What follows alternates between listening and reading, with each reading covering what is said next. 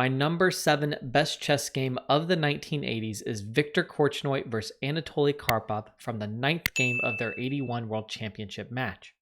Now, of course, Anatoly Karpov, along with Garry Kasparov, did much to define the 1980s. He actually contested 5 World Championship matches, 4 of them against Kasparov. In this game, we see one of his many fine positional victories, and he demonstrates basically a perfect plan to defeat an isolated pawn.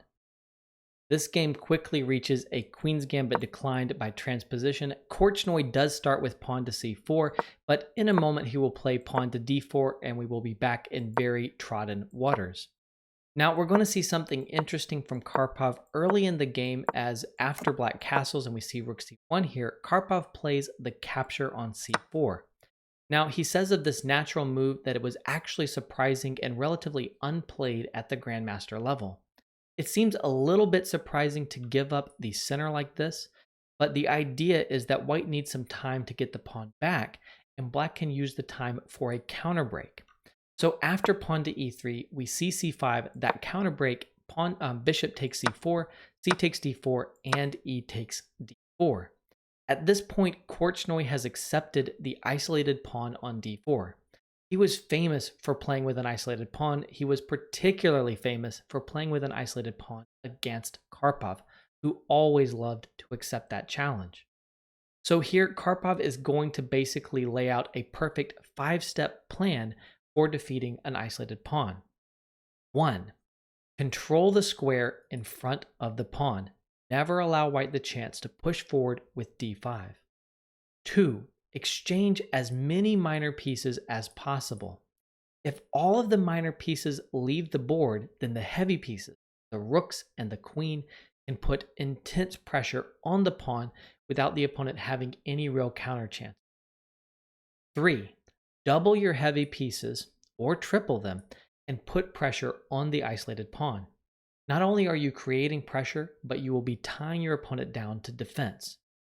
4. If allowed, once you have doubled, break. Play a pawn break to pile up on the pinned pawn and maybe just win it. 5. If your opponent prevents the pawn break, then look to seize the open lines that are created and exploit them for attacking chances. This game is going to see all 5 of these steps perfectly play out. It is my model game for how to defeat an isolated pawn. So here we see knight c6 and castles, and at this point I encourage you to pause and think about the move that you would play to try to follow Karpov's plan in this position. I'm going to let Karpov explain his thinking in this position. He says, a typical position with an isolated d-pawn has arisen, but there is one important nuance which is favorable for black. In situations like this, white's dark squared bishop does not usually hurry to get into the game, but waits for the best moment. The position of the bishop on h4 directed me toward an unusual idea, so I abandoned the standard idea of knight b4 to d5. Now, before I show Karpov's move, I do want to point out that Stockfish likes the move pawn to b6, which is also playing according to plan and trying to develop and control d5. In the game, though, Karpov played knight to h5, which is both ambitious and instructive. This is probably the most famous knight to h5 move outside of the great battle between Spassky and Fischer in the Benoni. Now, after knight to h5, you get bishop takes e7. You don't want to play queen takes e7 because you lose control of the pawn, which can push forward right away or after rook e1. Knight takes e7. And this shows the 2 things that Karpov was trying to accomplish with knight to h5. He's gaining control over d5, the critical square in front of the pawn, and he's also exchanging a pair of minor pieces.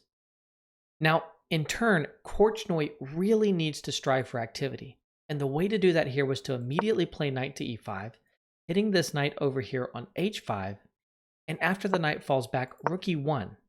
Now, Karpov has achieved his positional goals, but Korchnoi still has a lot of activity in this position, and a great isolated d-pawn struggle is still ahead. In the game, though, Korchnoi plays bishop to b3. I really cannot understand this move. The bishop was undefended, but there didn't seem to be a specific problem caused by it being undefended on c4, and pulling it back to b3 seems a total waste of a tempo in this position. Karpov now plays knight to f6, knight to e5 now, bishop d7. You're not worried at all about the loss of your bishop because of two things. One, you want an exchange of minor pieces, and two, white does not have the dark squared bishop, so losing the bishop pair just isn't a thing here, and the possession of one bishop instead of a pair of bishops really doesn't create any problems. So queen e2 now, and rook c8 and knight to e4. This is a critical mistake, allowing the trade of more minor pieces and simply playing into Karpov's hands. Karpov says, white cannot find a clear-cut plan and fails to take account of the fact that every exchange of minor pieces reduces the dynamic potential of the d4 pawn. Knight takes e4, and it might have made sense to trade a pair of rooks here, throwing in rook takes c8. The way the game goes, we will quickly see why white would want fewer rooks on the board. However, we get queen takes e4 now, bishop c6, knight takes c6 now, rook takes c6, and in this position, you might wonder why not capture. Then at least you give the opponent an isolated pawn to match your isolated pawn. However, not all isolated pawns are equal. In this position, the d4 pawn is the weaker pawn, and also the knight is probably the superior minor piece. This is a lot like the other famous World Championship game, Lasker vs. Capablanca. Look that game up if you want to see how black can try to exploit this kind of position.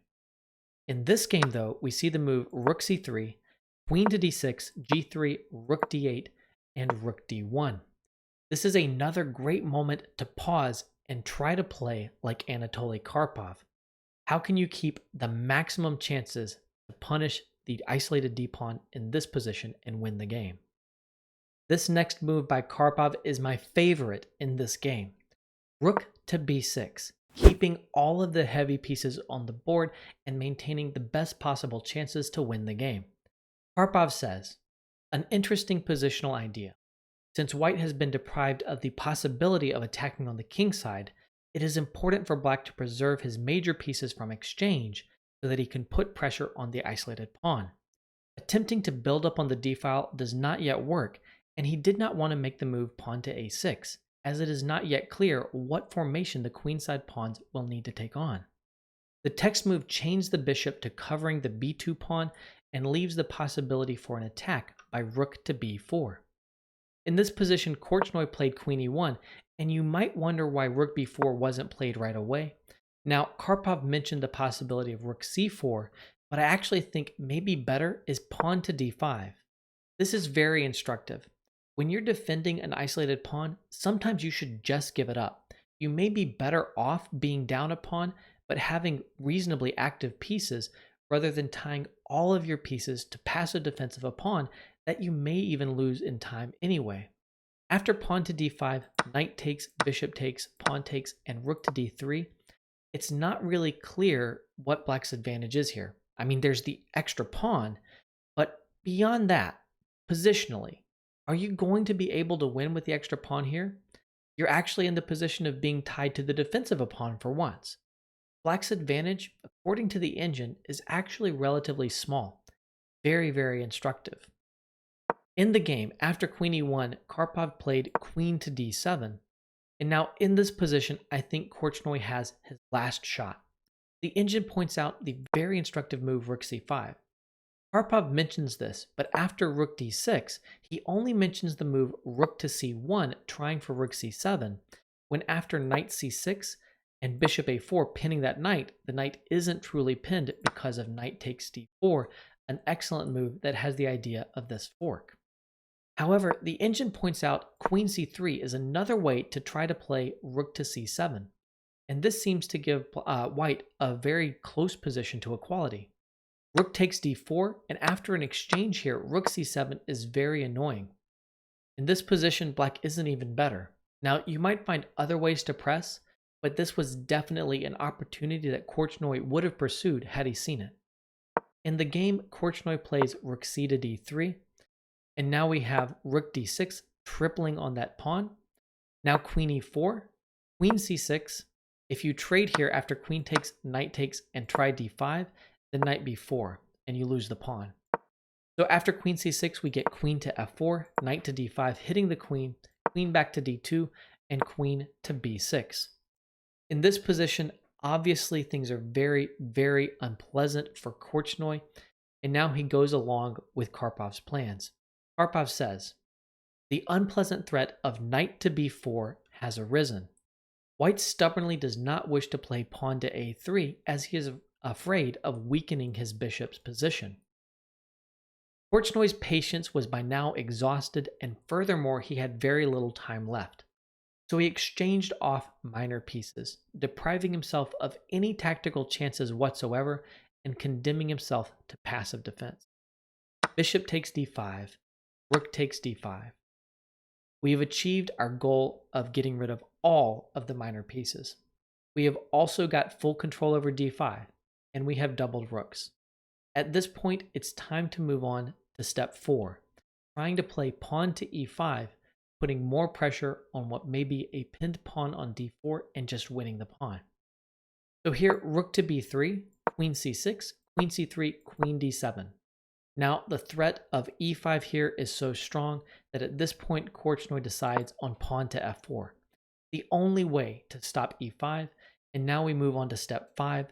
We've gotten our opponent to play this move to stop the idea of e5, but that has opened up all kinds of squares in the opponent's position. We now need to try to infiltrate. That is made easier by the fact that our opponent is continually tied down to the defense of the pawn, so we are able to easily grab open files. Here we have pawn to b6 and rook to b4, and now another great move from Karpov. Having just played the move b6 to take pressure off of b7, he plays pawn to b5. This seems unintuitive. You could have played b5 last move, but in that position, the rook was on a different square, and in this position on b4, there's now the threat of pawn to a5, which is strong. a4, trying to exchange pawns on the queen side, which would be very favorable for white if you could achieve it without creating problems. However, there are problems. Pawn takes a4, queen a3, pawn to a5, rook takes a4, and the excellent move, queen to b5, with the idea of invading down here on e2. So after queen b5, we see rook to d2, and this is another great moment to pause your video, try to play like Karpov, and exploit the looseness of the white position. It is time. Positional domination often leads to tactical execution. That is the case here, and the move e5 exploits all of the latent pressure on the d file and is winning the game. Here, after f takes e5, rook takes e5, and if you capture on e5, then the rook on d2 falls, and as soon as black dominates the second rank with a rook, then mate is not far off. So here we see queen to a1, and Karpov gives queen to e8 2 exclamation points. That seems a little bit generous, but who am I to question what Karpov finds beautiful?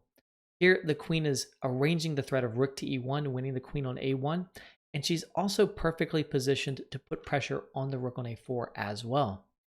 Here we get d takes e5 and rook takes d2. As I said, once you're dominating the second rank like this, then mate is not far off. There are ideas of queen c6 and queen a8. After rook takes a5, we play queen c6, threatening mate on g2. We get a check here, another check, and now maybe you could argue that Karpov could have been a little cleaner here, but it doesn't really matter. Here, the idea of rook c2, threatening mate on g2, queen f1, and then rook c1 was immediately winning. In the game, we see pawn to g6 and queen f1, and here we don't have the immediate rook c1 to win the queen, but we just need to play an elegant zigzag maneuver. Queen c5, queen over to d5, and in this position, realizing that king g1 allows rook d1, winning that queen, Korchnoi resigned the game. I hope that you've enjoyed this beautiful positional game from Karpov. I also hope that the ideas in this game allow you to win many games in future playing against isolated pawns.